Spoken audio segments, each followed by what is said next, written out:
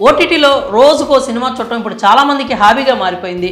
రోజుకో సినిమా చూసినా ఓటీటీలో ఇంకా చాలానే సినిమాలు సిరీస్లు ఉంటాయి. కానీ రోజు ఒక సినిమా అంటే ప్రతిసారి బెస్ట్ మూవీస్ దొరక్కపోవచ్చు. పైగా అంతా చూసిన తర్వాత అది అంతగా నచ్చకపోతే టైం వేస్ట్ చేశామే అనే భావన కలుగుతుంది. అందుకే మీరు ఏ మూవీ పడితే ఆ మూవీ చూడకుండా మంచి సినిమాలే చూసేలా మేము మీకు బెస్ట్ మూవీస్ సజెస్ట్ చేస్తూనే ఉన్నాం.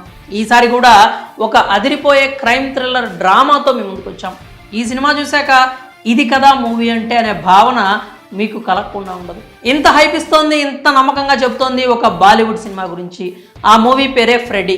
ఇది డిజ్నీ ప్లస్ హాట్స్టార్లో 2022 నుంచి స్ట్రీమింగ్ అవుతుంది. ఇది కేవలం హిందీలో మాత్రమే అందుబాటులో ఉంది. కాకపోతే ఇంగ్లీష్ సబ్ టైటిల్స్ కూడా ఉంటాయి. భాష రాదు కదా అని మూవీ చూడకపోతే ఒక మంచి క్రైమ్ డ్రామా మిస్ అయిన వాళ్ళు అవుతారు. ఈ మూవీ దాదాపుగా అందరికీ నచ్చేస్తుంది.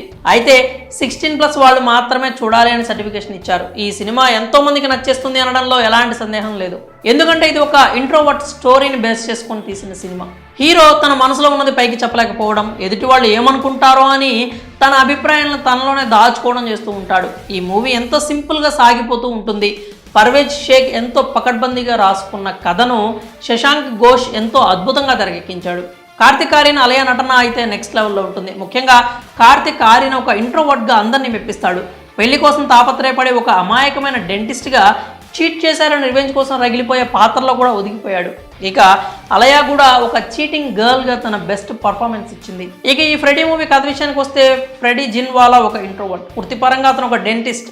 వయసు మీద పడుతున్నా కూడా ఇంకా పెళ్లి కాదు, ఒక మంచి అమ్మాయిని వివాహం చేసుకోవాలని తెగ ప్రయత్నాలు చేస్తూ ఉంటాడు.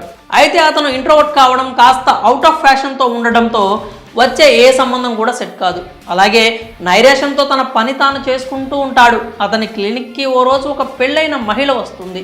ఆమెను ట్రీట్ చేస్తూ ఆమె ఒంటిపై గాయాలు గమనిస్తాడు. ఆమె పరిస్థితి చూసి ఫ్రెడీ జాలి పడతాడు. ఆ తర్వాత అది కాస్త ప్రేమగా మారుతుంది.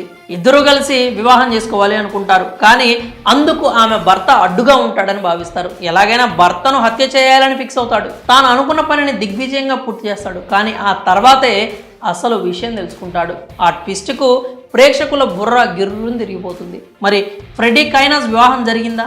ఫ్రెడీ ఎందుకు వైలెంట్గా మారతాడు? అసలు కైనాజ్ అతని లైఫ్లోకి ఎందుకు వచ్చింది? చివరకు ఏం జరిగింది అనేది కథ. ఇలాంటి ఇంట్రెస్టింగ్ ప్రశ్నలకు మీరు డిజ్నీ ప్లస్ హాట్స్టార్లో సినిమా చూసి సమాధానాలు తెలుసుకోవాల్సిందే. మరి ఫ్రెడీ సినిమా ఇప్పటికే కనుక మీరు చూసుంటే మీ అభిప్రాయాలని కామెంట్స్ రూపంలో తెలియజేయండి.